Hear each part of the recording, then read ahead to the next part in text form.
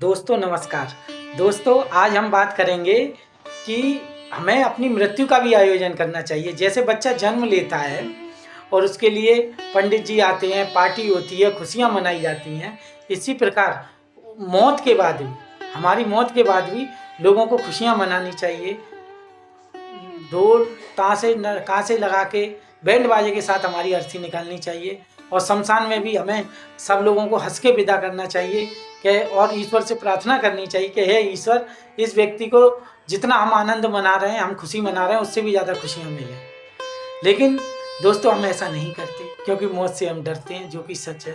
दोस्तों जन्म अगर सच है तो मृत्यु भी सच है। दोस्तों ध्यान रखना। दोस्तों मैं सत्य बता रहा हूँ आपको, जितना हम जिंदगी से प्यार करते हैं उतना मौत से भी प्यार करने लग जाएंगे तो मन भी वहीं खत्म हो जाएगा और हम जीवन को ढंग तरीके से जीना सीख जाएंगे।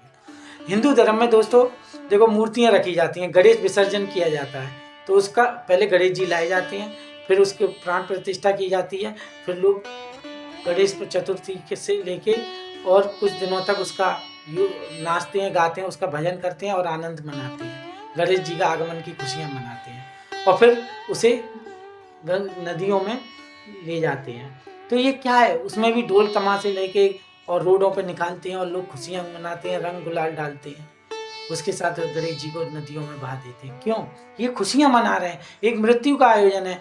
यह घटना ये प्रतीत करती है कि हम व्यक्ति को जिस तरह से गणेश जी को खुशी के साथ हम विसर्जित करते हैं और जिस खुशी के साथ हम उन्हें अपने घर में लाते हैं, ये दोनों खुशियाँ एक ही हैं। जन्म की खुशी और मृत्यु की खुशी एक ही है लेकिन हम गम की खुशी को, जन्म की खुशी को खुशी मनाते हैं क्योंकि शरीर धारण होता है आत्मा पर, लेकिन मृत्यु की खुशी को खुशी नहीं मनाते। ये गलत है दोस्तों।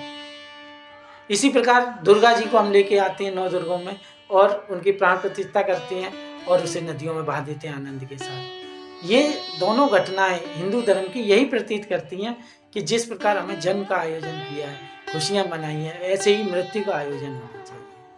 अगर व्यक्ति जन्म से लेके हर पल हर घड़ी घर से निकलते समय भी एक दफ़ा मंदिर के आगे हाथ जोड़े न जोड़े, शमशान के आगे हाथ जोड़े, क्या धन्यवाद, आज मैंने इस धरती को देखा, इस जगह को देखा, मुझे भी कल यहीं आना है।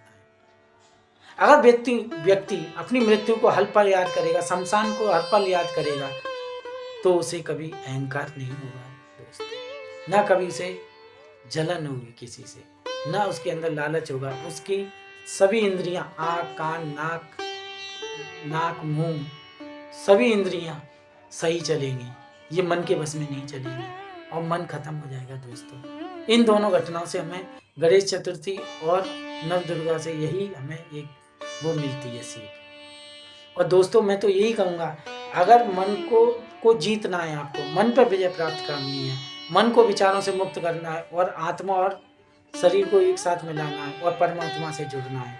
अगर कुंडली जागरण, आध्यात्मिक मेडिटेशन करने की कोई ज़रूरत नहीं है दोस्तों, केवल इस घटना को ही हम पल याद करेंगे तो हम वर्तमान में जीना सीख जाएंगे। हमारे अंदर से लोभ, लालच, अहंकार, क्रोध और वासना सब समाप्त हो जाएगी, क्योंकि हम जन्म को और जन्म के हर घटना को तो याद रखते हैं, इस माया जाल में फंसे रहते हैं, लेकिन मृत्यु का आयोजन नहीं करते।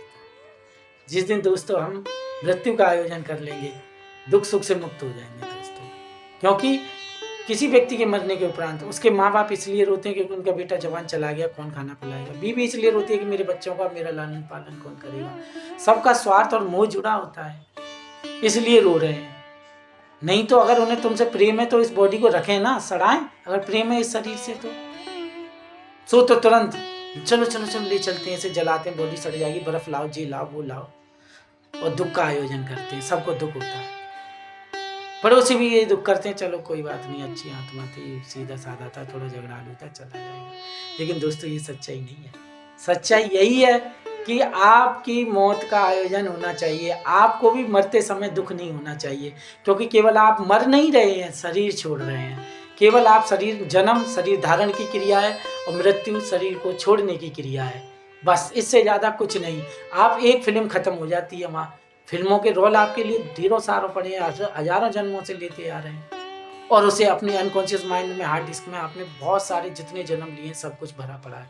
जो भी आपने क्रियाएं करी हैं पिछले जन्मों में वो सब भरा पड़ा है। और हम मन की धारणा के साथ मृत्यु के बाद हम मन को साथ लेके जाते हैं और वो हार्ड डिस्क हमारी भरती रहती है। बस यही चल रहा है। अगर हम मृत्यु का आयोजन करेंगे, अगर मृत्यु को ठीक ढंग से समझ जाएंगे, मृत्यु में जीना सीख जाएंगे, तो दोस्तों हम मन को ख़त्म कर लेंगे। हमारी हार्ड डिस्क एकदम फिनिश, ख़त्म, सारा डाटा डिस्ट्रॉय और नई जिंदगी की शुरुआत। ना जन्म होगा ना मृत्यु होगी, सिर्फ आनंद होगी, आनंद। क्योंकि हम भगवान हैं और आत्मा परमात्मा होती है और हमें ईश्वर से जुड़ जाएंगे, फिर हम जन्म मृत्यु से मुक्त हो जाएंगे।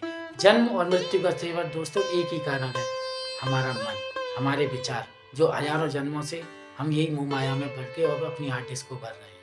हार्ड डिस्क को खाली करिए, मृत्यु का आयोजन करिए और मृत्यु का आनंद लेना सीखिए दोस्तों। ठीक है दोस्तों, नमस्कार।